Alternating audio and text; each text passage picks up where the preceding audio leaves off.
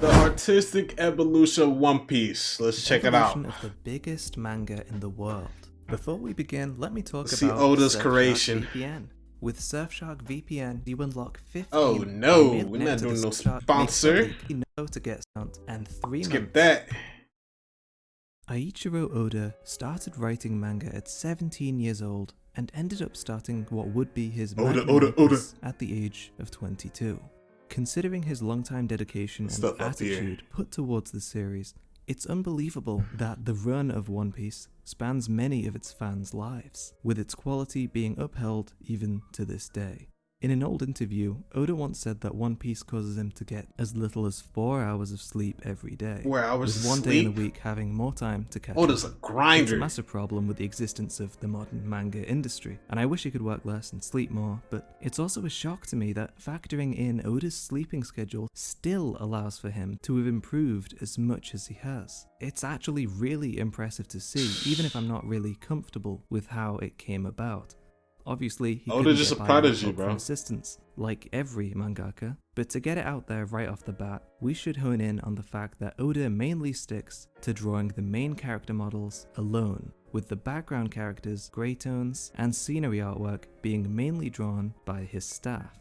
From the beginning of it all in Romance Dawn, the characters of One Piece were always drawn in hyperactive, exaggerated ways. A lot of the little points Yeah, like I can this tell. are things that I've already brought up in my Genius of One Piece video, go and see that if you haven't, but the exaggeration of the art is all done to embody the spirit of the character in question.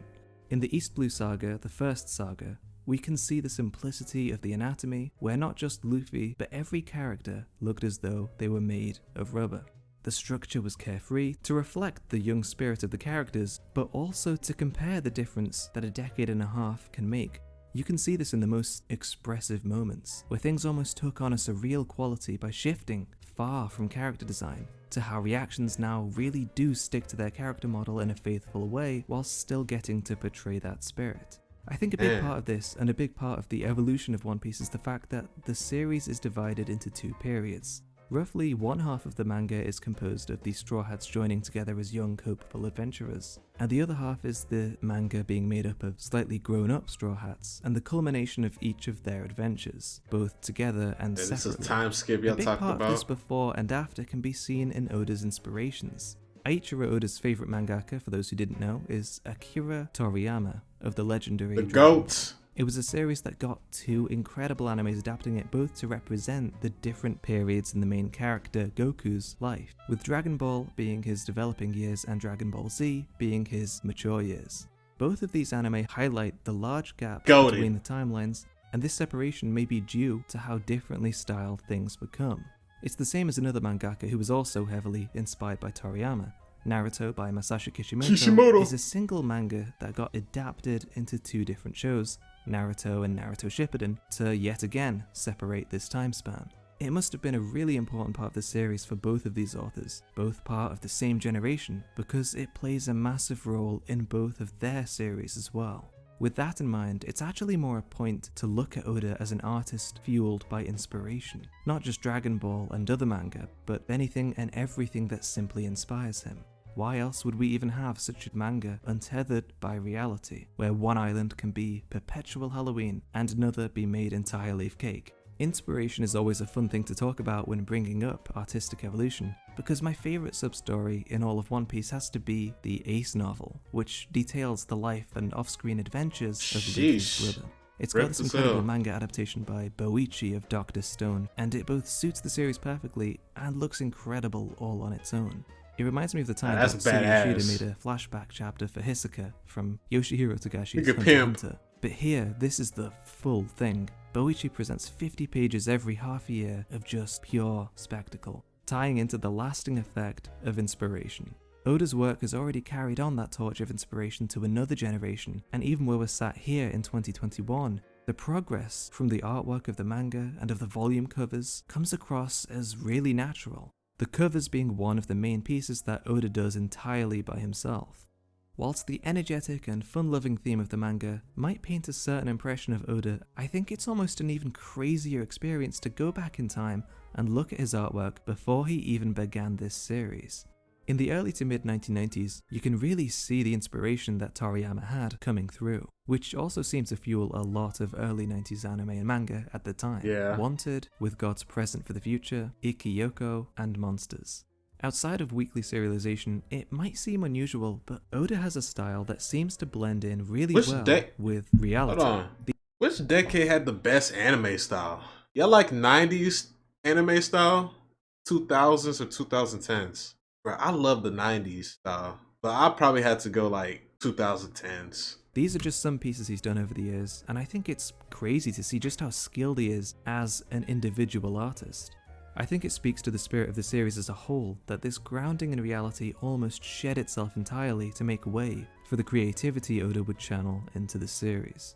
Some people might think that it's a shame that someone as skilled as Oda is using his talent to write for a series as broad and lacking in realism as One Piece is, but I think it's the wrong angle to come at it from. It's clear that One Piece is obviously larger than life and has gone down as one of the greats, largely because of this, but I think it's because of Oda's ability that he's given this series the life that it needs, in a way that only he could do.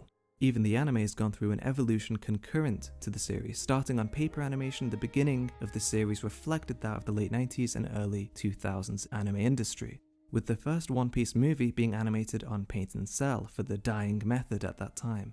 That would be wiped out entirely when digital improved. I need to watch this movie. Beginning with standard definition, the whole show would finally be animated entirely on computer software. Apart from this, One Piece retained its generally thin line style with washed out watercolor aesthetics. The advancement of digital software is what now carries the stylistic change of the anime, as adjustable filters accentuate sensitive line art to reflect a more paintbrush on scroll look for the current Wano arc. This was something first experienced in, ironically, Dragon Ball Super, Broly, and then One Piece Stampede. But it'll be interesting to see if Toei keeps up this appearance, because the response has been positive and the look of the show overall has been made all the better for it. When the series went to widescreen, it only accentuated the thinness of the lines, but when Stampede came about, it was something that was more focused on flashy visuals. Now. They took this visuality and made it even more of a fine-tuned element in a weekly series, blending its appearance from Edo Japan. The anime took the thickened lines and exaggerated styles to match that of drawings and illustrations of that period. The fact that the anime ever made this decision is because of that spirit, once again coming straight from the manga. Whilst One Piece is the biggest and best-selling manga of all time, it's important to look at the art and the artist behind it. A lot of these images come from the inner sleeves of the One Piece manga volumes themselves, and even from when he began this series, Oda is an amazing artist, but it's fun to see the evolution in not only One Piece's pages, but outside of them too. Oda said that if he were to ever make another manga after One Piece, he would never make another long-running series again. Which is a good thing for his sake. Probably learn his lesson. Who knows if it'll happen. But it'd be cool to imagine just what kind of artwork it could have. That's how you mess around, make another long-running series. A completely different area to what he's doing now. Just by accident really this time. Interesting to see. Starting the series at such a young age, it's easy to think that amassed experience of art could be hindered by strictly drawing in one way for so long.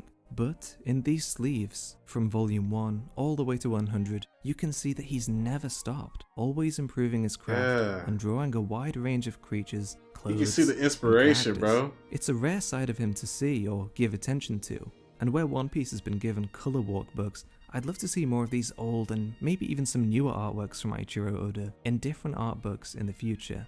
In the past, I've covered series that mainly change a lot over time, but with One Piece, I think it's an interesting example of a work being more famous than anything else. So we get to kind of peel back all that work and look at the person behind it.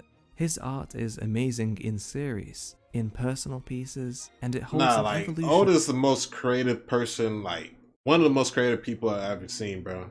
His artwork is amazing. That never stops being enjoyable. Sheesh. Well done to those of you who thought I was going to be covering One Piece next, but I'd like to see if you have any recommendations or guesses as to what I have in mind to cover for the next artistic evolution. Thanks to my patrons who continue to... That W video, bro. Oda is a creative genius.